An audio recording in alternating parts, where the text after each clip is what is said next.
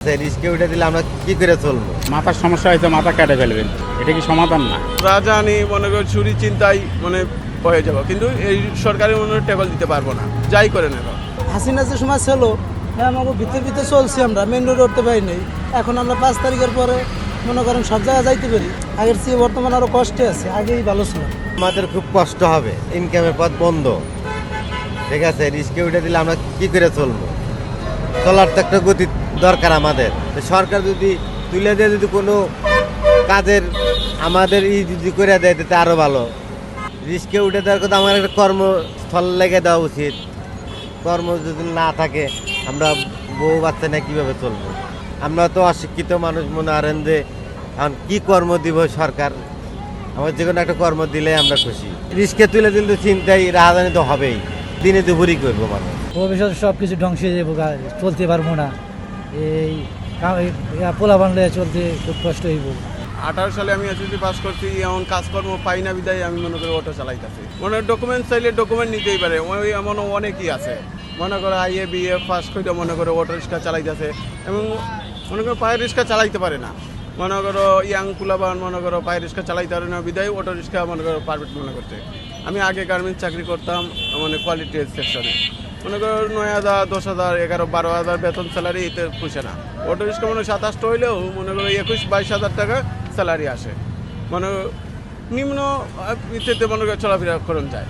রাজধানী মনে করো চুরি চিন্তাই হয়ে যাবো, কিন্তু এই সরকারের টেবল দিতে পারবো না, যাই করে নেব। গরিব মানুষরা অসহায়।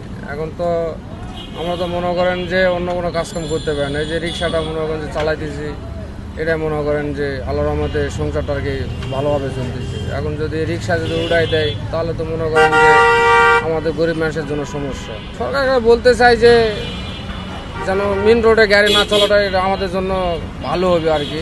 সকলে তো আর কি এটা নিয়ম মানে না। আমরা যে মেন রোডে না চাইলে যদি আমরা যদি সাইডে সাইডে যদি গাড়ি যদি চালাই, গলিতে গলিতে যদি চালাই, এতে আলহামদুলিল্লাহ দিনপথ ভালো যাবে। একবারে যদি না করে দেয় তাহলে তো আর করার কিছু না, এতে আর কি করার আছে। কারণ সরকার যেটা করবে সেটা, এখন তো আমাদের জনগণের করার মতো কিছু নেই। তারা রিক্সা চালাই খায়, আর রিক্সা তুলে দিলে তারা কি করে খাবে? সরকার যদি হয়তো লাইসেন্স করে দিলে ভালো হলো, হয়তো মাসে 100, মাসে হয়তো 500 কি 1000 টাকা নিলে এরকম, তাহলে চলাচল করা যায় মোটামুটি ভালোইভাবে। মেন রোডে ওটা তো নিষেধ, তারপরেও আমরা চলাচল করি, আর কেউ কিছু বলে না, সরকারও কিছু তো করে না। এখন যদি তুলে দেবে, করার তো কিচ্ছু নাই। গরিব মানুষ তো, করার কিচ্ছু নাই। অনেক মেজরিটি এটার উপর কিন্তু নির্ভরশীল। আমরা কর্ম নাই এমনটা না, আমি না করলে আরেকজন করবেই তো, কর্ম কেউ না কেউ করবে। সব মিলে বিষয়টা সরকারের উপরেই ডিপেন্ড করবে, এটা আমাদের দিকেই আছে। বিকল্প কোনো পন্থা তৈরি হবে না, এটা তো সমাধান না।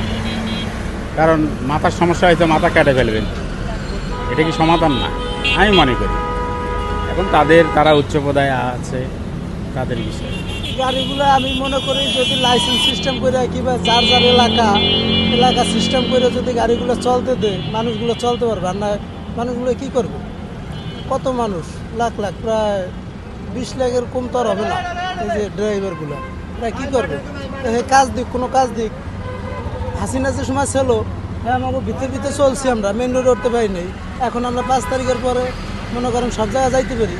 আগের চেয়ে ভালো নাই তো, এখন আগের চেয়ে বর্তমানে আরও কষ্টে আছে, আগেই ভালো ছিল। প্রশাসন তো ওই যে মেন রোডে, মিরপুর রোডে উঠলে ধরলে ডাম্পিং করে দেয় টাকা। মনে করেন প্রায় 4,000 টাকার মতো খরচ হয়। গাড়ি 1 সপ্তাহ 15 দিন পর গাড়ি দেয়, আবার গাড়ি চলে, আবার পাইতেছে, আবার ধরতেছে। কী করবে এখন সরকার? যেটা ভালো মনে করে এটা তো করবেই, যদি করতে পারে করবে। আর যদি আমি মনে করি যদি যার সাইড, তার সাইডের ভিতরে যদি গাড়িটা রাখে, তাহলে আমি মনে করি তা ভালো হয়। আর হে যদি লাইসেন্স সিস্টেম করে দেয় যে এই চাক্কা হইতেছে না, গাড়ির সাথে মাইরে দিতেছে, হাইড্রোলিক ব্রেক সিস্টেম হোক, 3 চাক্কা মোড়া হোক, চিকুন চাক্কা হইতেছে না, মোড়া চাক্কা হোক, হে অন্য সিস্টেম করে দিক, যাতে একটা গাড়ির দাম 2 লাখ 3 লাখ টাকা পড়ুক। গাড়ি কমে যাক, সমস্যা কি? সবাই বানাইতেও পারবে না, চালাতেও পারবে না।